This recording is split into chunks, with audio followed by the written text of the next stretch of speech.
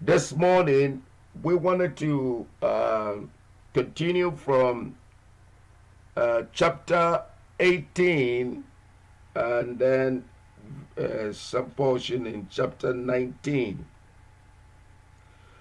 But between chapter 18 and chapter 20 of First Chronicles, I'm talking about First Chronicles chapter 18 through chapter 20, gives us the walls of David.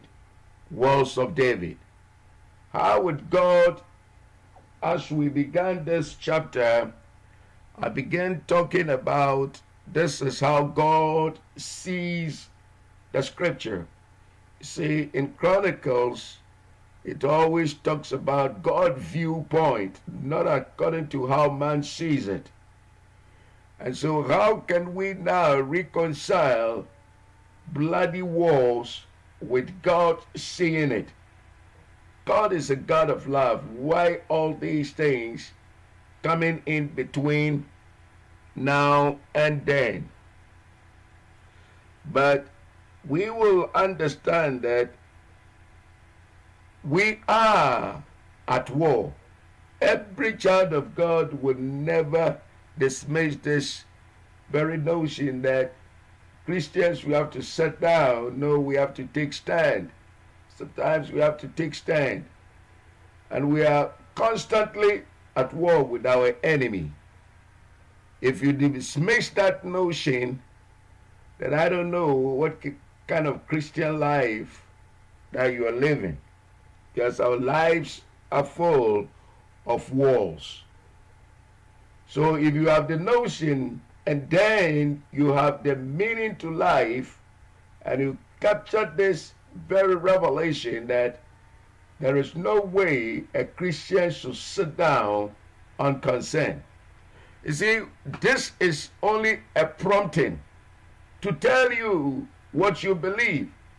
That even though God has placed us over many things and have blessed us with heavenly blessing, it doesn't mean that we have to sit down unconcerned. If you know that you are constantly under attack and the walls are some walls that you have to fight, then it behoves you to know that my child is under attack, my children is under attack, mine family is under attack, my job is under attack, everything that I do is under attack. When you have that notion, you will now strategize what to do in your daily walk. So this is a daily briefing. God is only seeing it in this perspective, that are you alive and you understand what you are called to do, then here is it, that you have to engage in battles ahead of you. Why do we have to say this? We have to say this just to make sure that you understand that there is no free day for you. There is no free day until Jesus comes to rapture the church. But one good news is that the battle is not now being fought. The battle has already been declared victorious even before you engage in. And so you are not going to determine the end of the battle. God has already determined it for you. But He wants you to do what? Get yourself involved in this. That makes you to become an organism. Christianity is an organism. It's a live movement. And therefore, if you don't get yourself involved, by the time you will see, you will become dominant and you become dull and nothing goes on with you. But these are the constant threats that we face. And if you look on the view of God, you will get how to go. Now let's look at David's war. The nations mentioned here were the perpetual enemies of Israel and always attacked when the nation was weak. Anytime that you become weak, note that the enemy will attack you. He will attack you just by getting even angry with your daughter. He will attack you by not talking to your husband. He will attack you when you get angry and then your anger gets to the melting point. Anything that you do, because he knows that you are succeeding. So he will attack you. What are the elements and some of the things that will cause the devil to attack you? It's only when he sees that you are weak. When you are weak, laziness is also portion of weakness. The moment you fall into that trap, know that the enemy will attack you. So, how to keep yourself busy? Not only becoming busybodies, but get yourself engaged and let your mind not be wasted out. Always try to have the chimings and the voices and hear and speak to God daily, constantly. And that will be at the time that you are sleeping and you can see that you are tossing on the bed that you cannot sleep. Put yourself under that pillow and let your mind be saturated in the presence of God. Why can't you now take a little time and pray for your son? Take a little time and pray for your daughter. Take a little time and pray for something that is around and things that are really happening. The devil knows that when you sleep, you become weak. So he can attack you through your dreams. So this morning, we are only alive because God preserved our lives. And we have to engage in. Let me read First Chronicles chapter 18, verse number 1 through verse number 4. We paint the picture and you know that David knew his enemies. Now after this, it came to pass that David smote the Philistines and subdued them and took Gath and her towns out of the hand of the Philistines. And he smote Moab, and the Moabites became David's servant and brought gifts. And David smote Hadassah, king of Zobah, unto Hamath, and he went to establish his dominion by the river Euphrates. And David took from him 1,000 chariots and 7,000 horsemen and 20,000 footmen. David also hired all the chariots, horses, but reserved of them 100 chariots. So here you see what David did. Why did David get rid of the horses? That's the question. Because God had told his people that their kings was not to multiply horses or wives. Later on, his son Solomon really went into the horse business, but David did not. David was a man after God's own heart. He was watching every event. Why was horses too much trouble for the kings? That's what they go to battle with. Because the more the horses, the more the taxes.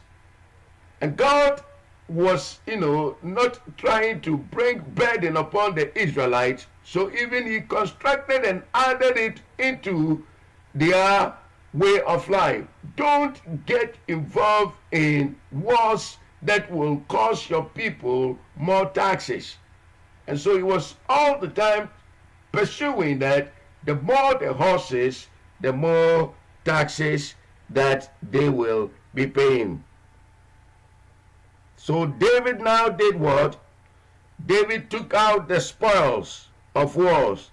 I think by the time David died, Israel had connected the gold market. The gold was there in Jerusalem. So he have gotten everything ready You remember when David was dying, he told Solomon that I've gotten everything for you. Now it's time for you to build the temple that God never allowed me to build. So the decorations of the temple with the gold were all being provided by David. And these are some of the walls that make David have the reservation of that gold. Now verse 7 and 8.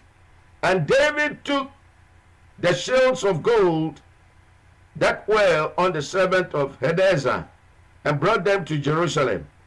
Likewise from Tibbath, and from Chon, cities of Hadassah, brought David very much brass, wherewith Solomon made the brazen sea, and the pillars, and the vessels of brass. You see, the material out of which Solomon constructed the temple were accumulated by David. So David was in the preparation. He would have built a mighty temple for God. But God said, no, your hands are too filled with the blood, so I wouldn't love you to do this for me. But the son after you, David only figured out that the son after me may be Solomon. So he prepared this thing, but he never understood that the son after him was the one who was going to say, and after this I will return to build the ruins of David, the temple of praise. And that was Jesus Christ who was in that picture. Now let me go on. The verse. Them also King David dedicated unto the Lord with the silver and with gold, that he brought from all these nations, from Edom and from Moab, and from the children of Ammon, and from the Philistines, and from Amalek. So we see, after David had conquered all these things, he saw the need that the first thing that he has to do is that every gold and silver, David never laid hand on it, but rather dedicated it to the Lord. That means that it's a charge that nobody can take it on your own and put it in your stock market. But David was saying that the house of God must be the house of plenty.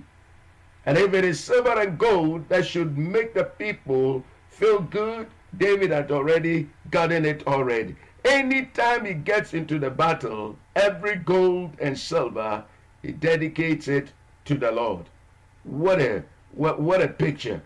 Today, I tell you, some churches are struggling even to raise funds. Others have so much that they have to buy even a plane for their pastor. And we don't know what's going on. And this kind of. And people always compare that, oh, Jesus came, look at him. He wore the beautiful clothing, and if it's today, it will be the Gucci type.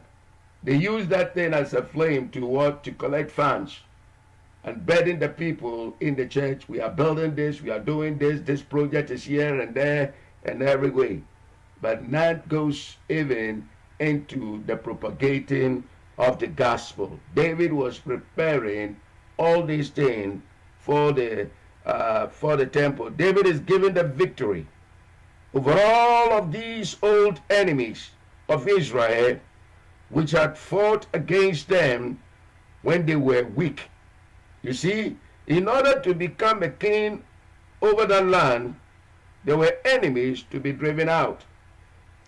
The child of God in our day has enemies also. In Ephesians chapter 6, verse 11, we are told to put on the full armor of God. Our enemy doesn't happen to be flesh and blood enemy. Our enemy is spiritual enemy. That is the point. Paul is making in Ephesians 6:12, for we wrestle not against flesh and blood, but against principalities, against powers, against the rulers of the darkness of this world, against spiritual wickedness in high places. This is the situation in which you and I find ourselves. This idea that the Christian can sit down and twiddle his thumbs, that he can compromise with everything that comes along, is entirely wrong. As Christians, we need to stand for what is right. And that's what we should always tune ourselves into. Let me now move to chapter 19. And chapter 19 talks about David's war with Ammon and Syria. You remember when David crossed over and went to the other side, the king of Ammon took him in and they became friends. So here is it that David wanted to go and then rest, because he has put all the enemies at bay. He has put them in submission. Now Ammon was someone that David should have considered as an enemy, but because of the goodness that the father did, David was all the time having respect for the Ammonites. But here comes in, the father died, and so David had to send envoys to go down and sympathize with Ammon. Now listen to what really transpired. Now it came to pass after days that Nahash, the king of the children of Ammon, died, and his son reigned in his stead. And David said, I will show kindness unto Hanan, the son of Nahash, because his father showed kindness to me. And David sent messengers to comfort him concerning his father. So the servants of David came into the land of the children of Ammon to Hanan to comfort him. Now notice what happened. Verse number 3. But the princes of the children of Ammon said to Hanan, thinkest thou that David doth honor thy father, that he had sent comforters unto thee? And not his servant come unto thee for a search, and to overthrow and to spy out of the land? There's very serious charges made by the men, apparently young men, who are around the king. They say David is not a friend. David is a foe. He wasn't a friend to your father. These men he has sent are spies. Now notice what they did to David's ambassadors. Verse 4. Therefore Hanan took David's servants and shaved them, and cut off their garment in the midst, hard by their buttocks, and sent them away. What does it mean? You see, God told there was a law that no Jew should shave his beard. And by shaving them clean shave and then cutting their clothes to their buttocks to expose their private part, tells them something, that you have humiliated them, and it was a staunch to the Jew. So this is what Ammon did, so that he will humiliate them and make them to become mockery to the whole nation. Look at verse 5. Then there went Satan and told David how the men were saved, and he sent to meet them, for the men were greatly ashamed. And the king said, tarry at Jericho until your beard be grown, and then you return. So David understood the consequences of shaving your beard. And these people felt that they have been humiliated, and therefore there was nothing good that is coming out of them. So here David gave them the charge. You got to stay here until you grow your beard. But you know that they have rather gone so far. And David is now seeing that, oh, is that what you're treating me like? We're going to see what we can do. Now listen to when word got back to Ammon, what David had said when he heard how the ambassadors had been treated.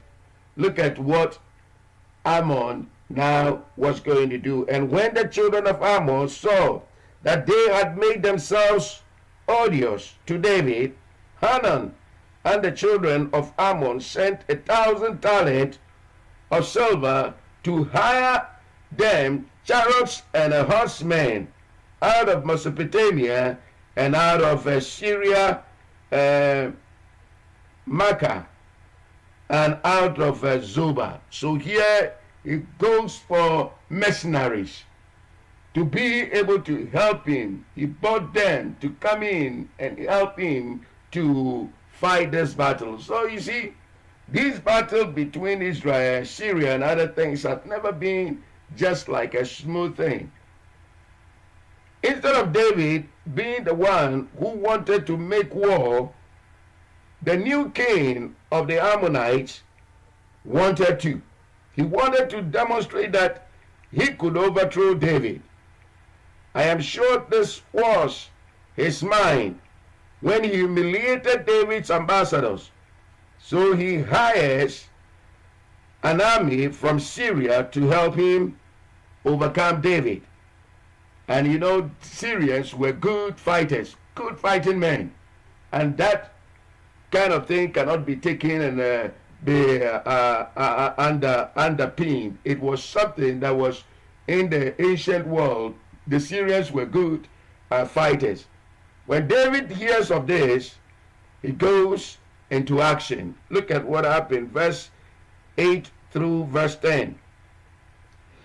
And when David heard of it, he sent Joab and all the host of the mighty men, and the children of Ammon came out and put the battle in array before the gate of the city, and the kings that were come were by themselves in the field. Now when Joab saw that the battle was set against him before and behind, he chose out of all the choice of Israel and put them in array against the Syria. So now, you know, Joab was also a warrior, and he is a really good commander. He knows battles and knows strategies. This tells us that, you see, in every way, Christians, we must take bold. When your child is being taken by the devil, you can just smell it. You can see it. If your home is invaded by the enemy, you can know that something is wrong with it. How can you, being so scholarly inclined, how can you have all the masters and degrees that you can? How can you be the best and your wife be the best, and then you produce children that will not even love to be in school? How can that be? That's not simple. Something that you have to take it and say that, well, the children have their own choice. No! Something is wrong. The devil is taking up the offspring of you. How can you be such a good parent, provide better things for your children, and they all become what we call ragamuffins? They are nothing before the world. And you sit down unconcerned. You have to be like Joab. Take the battle to the enemy. Now listen to what happened in this instead. So verse number 11 and 12. And the rest of the people he divided unto the hand of Abishai, his brother, and they set themselves in array against the children of Ammon. And he said, if the Syrians be too strong for me, then thou shalt help me. But if the children of Ammon be too strong for thee, then I will help thee. So these two brothers, Joab and then Abishai, they were nephews of David. And so these two brothers have now confided that I am taking the northern and you take the south. The south is where the Ammonites are coming. The north is where the Syrians are coming. But if I see that the battle is too strong for me, I will call for help and you will come. So that's how their communication was about. Let's now move to 13 and 14. Be of good courage and let us behave ourselves valiantly for our people and for the cities of our God, and let the Lord do that which is good in the sight. Beloved, so Joab and the people that were with him drew nigh before the Syrians unto the battle, and they fled before him. So here is it. God is showing us something. When you go into battle, and then you know that the battle is too strong for you, who is your friend that you can call to come in and then help you? That's the church. The church should be your friend. And so when you are engaged in a battle, and then you think that you can battle it, Joab saw it that the Syrians are good men and good fighters. So Joab did not take that thing alone. And he said, look, friend, if you are my brother, if I see that I am in trouble, I will call on you.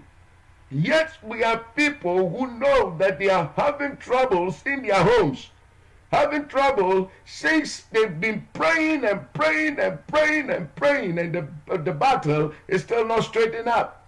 Because of pride, they don't want even to share their problems. They don't want it to see that they have been defeated. They don't want to show that the battle is too strong for them. But Joab, who was the commander of David's army, knew even battles. He never shied off. He said, Abishai, if I get into trouble, come and help me. How many people can come in and tell you that, Pastor, please pray for my son and pray for my daughter, or pray for this and pray for. When they ask you, what is it? You cannot even speak about it. And here, this man is saying that, come to my aid if I am. Because the only brother that we have is the church. The church is your brother and your sister. So you can only rely upon them when the battle is too strong for you. You must take the battle yourself first, taste it and see if it is too strong, and then you engage. You don't just carry your battle and bring it to the church, and then you sleep in, and then you think that you can have the comfort. That's how we try to avoid problems. We carry them all and put it on the church, that the church will be praying and you will be enjoying and sleeping. When they call for even prayer meeting, you wouldn't come because you think that your battle, it doesn't work that way. It is only when you have engaged in and then you cannot, then you can. So you have to learn some spiritual lessons here. Now let's move on to verse 15. And when the children of Ammon saw that the Syrians were fled, they likewise fled before Abishai his brother, and entered into the city, and Joab came to Jerusalem. He came back to Jerusalem to do what? To report. And when the Syrians saw that they were put to the worst before Israel, they sent messengers and drew forth the Syrians that were beyond the river. And Shophach, the captain of the host of Hadassah, went before them. You see, now they have to send for reinforcement. I think this battle we've gone in. Sometimes you will follow somebody and the person will put you into trouble. There are not all people that you can work with. There are people when you work with, they will always bring you troubles. And these are some of the men that came in to help. If they have been almost to say that, look, Israel have never done us anything, why should I go in and fight? They would have saved themselves. But they went in and fought. Look at what really happened. And it was told David And he gathered all Israel and passed over Jordan and came upon them and set the battle in array against them. So when David had put the battle in array against the Syrians, they fought with him. But the Syrians fled before Israel, and David slew of the Syrian 7,000 men, which fought in chariots, and 40,000 footmen, and killed Shobach, the captain of the host. And when the servant of Hadassah saw that they were put to the worst before Israel, they made peace with David and became his servants. Neither would the Syrians help the children of Ammon anymore. There was no battle anymore. You see, they just swore in their lifestyle that they would never fight the Israelites. Why? Because they saw that this was unprofitable. But one thing is that sometimes you have to engage peace through strength. Because if David had really cowered and looked into the strength of what they were doing, David would have never had peace, and Israel wouldn't have had peace after him, David. So all what David did, he did it to save even the son who was coming to be the king after him. And this is what God recalled. And so when God recalls it, it is very important for us to know something and begin to learn something out of it. What are we learning today? David did not want to go into battle. Remember, we are getting God's viewpoint of the situation. And he makes it very clear that David wanted peace with Ammonites. He didn't want to fight them. When he had seen an army prepared against him, he had sent Joab on the first campaign, and the enemy had fled. But that didn't end the war. The enemy went out to get reinforcement, and with allies on their side, they again gathered against Israel. This time, David himself went out to lead the battle. May I say to you that when David led Israel into battle, is surely to win. Don't ever engage in any battle that you think you cannot win. Every battle that you engage in, make sure that you win. You win to the uttermost. So that means that you are not going to give up, you are not going to retreat, you are not going to surrender until you win the battle. What does this speak to you? The devil takes up my son. The devil takes up my daughter. The devil takes up something of a hold upon the very fiber of our living. I am not going to retreat. I am not going to surrender. If it costs my sleep every night to sacrifice 2 hours of my sleep to battle that battle, I will do it until the devil gives up. And that's how a child of God must go out there and fight your battles. You don't just sit down and fold your arms, and then you go into nice sleep and you sleep like any other person without a problem. But some of you have so many troubles that you cannot even talk about it. What is engaged in, what are happening, what is going on, you see it buried before you. What is actually doing is that because you have the church, you carry your problems to the church and then you sleep on. It doesn't work that way. Make sure that the battle is what you will also engage in. Even if you bring it to the church, you choose up hours and time which are not really convenient for you to engage in. I tell you that if I have some other challenges, I will take myself out and pull myself out between 11 to 2 o'clock. That's my battleground. Look, get yourself involved. The devil is uprooting and taking your children. The devil is taking the hold of your business. The devil is taking hold of something that you see that is something that shouldn't even happen is happening in your life. And therefore you are not engaged in. Thinking that, oh, the thing will solve itself. It may never solve itself. It will never solve itself. It will rather get into an escalating point that if you are not careful, you will give up. And I'm telling you, when David goes to battle, he is sure to win. And I'm asking you, what are the battles that are before you? What are the battles that you should engage in? Is your family living properly? Count them. Your daughters that have gone to marriage, are they living properly? Are your children living properly? Is your business flourishing? Is everything that you do around you, can't you smell the devil around you? Engage until you win. No surrender. We don't retreat. We will never retreat.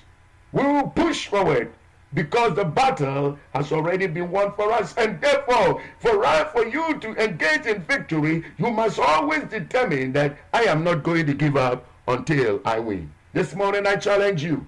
If ever you go to battle and you don't win, you are not fit to be a leader, and you are not fit to bring honor unto God.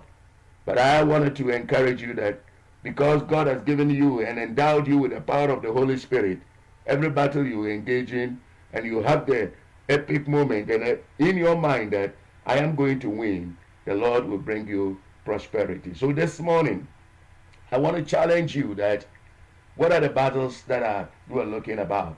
May God help us that we will win every battle that is set before us, because we know that we will never surrender and we will never draw back until we win.